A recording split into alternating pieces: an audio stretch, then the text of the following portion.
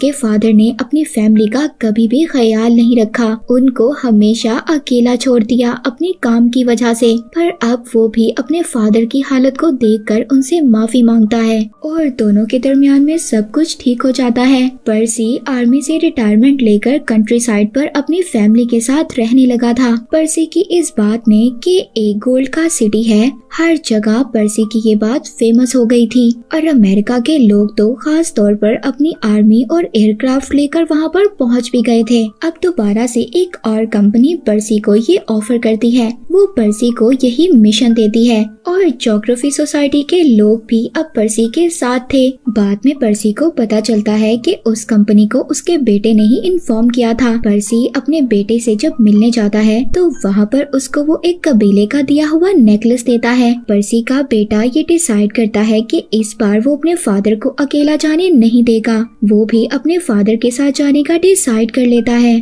पर्सी का बेटा अपनी मदर को इस बात के लिए कन्विंस करता है और वो मान भी जाती हैं। पर्सी जब अपने मिशन पर जा रहा था तो वो जाने से पहले उस कंपनी के ऑनर को एक कंपास दिखाता है। वो उनको कहता है कि अगर मुझे लॉस्ट सिटी मिल गया तो ये कंपास मैं आप तक वापस पहुंचाऊंगा और अगर आपको ये कंपास मिल गया तो आप इस बात को समझ जाना कि मुझे वो लॉस्ट सिटी मिल गया है। पर्सी 3 साल तक लगातार अपने बेटे के साथ सफर करता है। तभी एक दिन अमेज़न के जंगलों में कबीले के लोग उन पर अटैक कर देते हैं। इसी दौरान पर्सी ने अपनी वाइफ को लेटर भी लिखा था कि वो बिल्कुल ठीक है। फिर दोबारा से पर्सी और उसके बेटे को एक और कबीले के लोग घेर लेते हैं और वो कबीले के लोग उनको पकड़कर अपने लीडर के पास ले जाते हैं। वहाँ पर पर्सी उस कबीले के लीडर को अपने बारे में सब कुछ बताता है। जब रात होती है तो रात को वो कबीला उन दोनों को एक जगह पर ले जाता है और वहाँ पर ले जाकर उनको कुछ पिलाते हैं। उस ड्रिंक को पीने के बाद उन दोनों को ऐसा लग रहा था कि वो दोनों मर जाएंगे, पर पर्सी बहुत सुकून में था।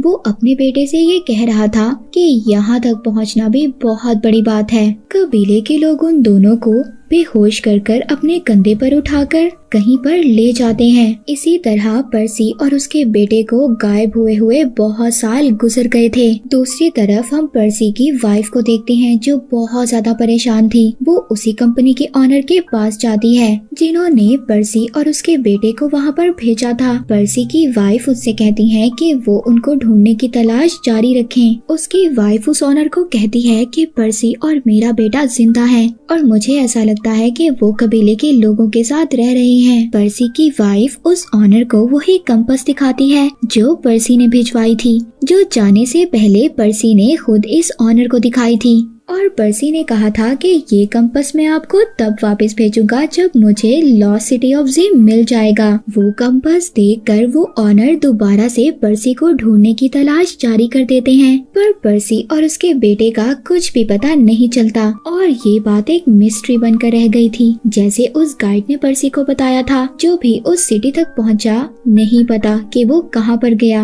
वो जिंदा भी है या मर गया। बहुत ज्यादा ढूंढने के बाद पर्सी और उसका बेटा नहीं मिला था और ये एक मिस्ट्री बनकर रह गई थी। और इसी मिस्ट्री के साथ ये मूवी यहीं पर एंड हो जाती है। Thank you.